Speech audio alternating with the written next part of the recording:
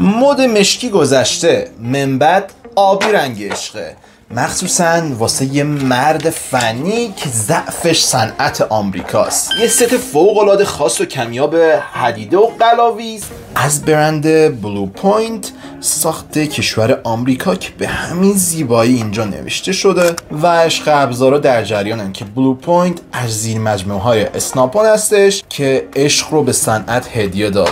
این مجموعه دو تا طبق داره که اینجوری رو هم قرار میگیرن. طبقه بالاش قلاویزا هستن که دو تا دسته قلاویز داره به همراه خود قلاویزا از سایز 4 تا 12 میل که به همین زیبایی تو دست قلاویز قرار میگیره جهت ساختن یه مهره درخور. اینجا هم یه شابلون رزبه شمار داریم با پیچ‌کشتی تخت. این هم از طرز کار شابلون.